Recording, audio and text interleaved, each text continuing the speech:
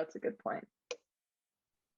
All right, so now that you're fertilizing, your plant is growing, looking good. You're like, all right, look at my baby. And next thing you know, you're like, oh, goodness gracious, these bugs, here they come. So these are the top 4. There's a lot of them, but these are the top 4 that I've always seen from day one. You have fungus gnats, which are kind of basically like fruit flies. They're different, but they look the same. They all do the same thing, destroy your plants. Then you have brown scales, mealy bugs, and spider mites. So what do they all have in common? They basically eat your plant. The mealy bugs and the brown scales, those are like the top most annoying ones for me. They sit there and suck all the juices out of your plants. They hide under the leaves. They hide under the like if you have one of those nice big ficuses, they'll hide right up underneath there in the cracks and the crevices. You're not really paying attention. At least with the mealy bugs, you're able to see them because they're white and fuzzy and ugly. So it's really easy to catch them. The brown scales, they're really hard to really pinpoint because, you know, as our plants age, they start getting those little brown spots here and there, or, you know, they dry out a little bit. So they have those brown spots. So they're really hard to really get to. Like, you're not really paying attention. You could fly right past it. So what I like to do, I'm a little crazy. I'll get me a nice flashlight. I'll get a Q-tip and I will be poking those little things away. If I see something shaking and grooving, I'm like, oh, that's it. I'm get some alcohol, rubbing alcohol, dab it on that Q-tip, and that's the best, safest way to get those suckers right off your plant. Pluck them off, wipe your plants down. If you want to get like a rag with some soap and water, wipe it down, clean it off. If you see like it's a really bad infestation, if you want, you could take it in the bathroom or somewhere isolated from your other plants and, you know, just wipe it down, spray it up, get them suckers off. So with these two, it's not too bad when you get a little infestation with these because they don't really hop from plant to plant. They can't really, they're not super mobile. Now, when you have the gnats and the spider mites, that's when you're gonna have trouble. Everyone knows fruit flies and gnats, they fly everywhere. So they can hop from plant to plant in a second.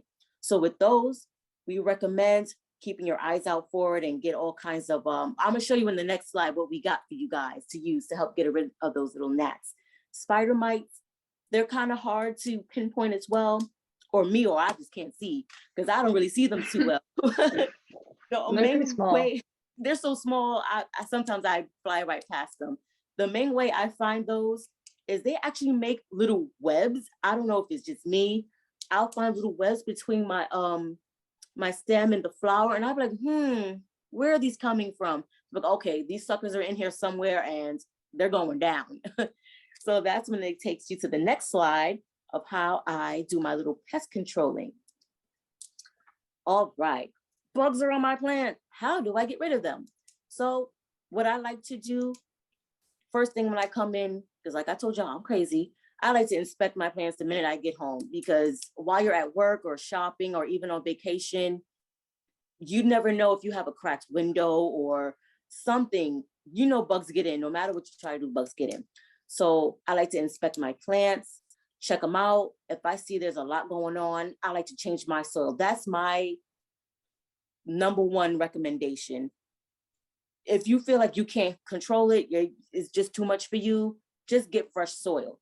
I like to take my plant gently now, clean off all that old soil or infected soil, wash it down, even wash the plant itself. If you want to have a hose, not a strong hose, but like a nice gentle one, or if you have a shower with the little hose that come off, spray them down to get them off the plant itself, get it off the roots, so that it's like a fresh start basically with your plants. You can do that.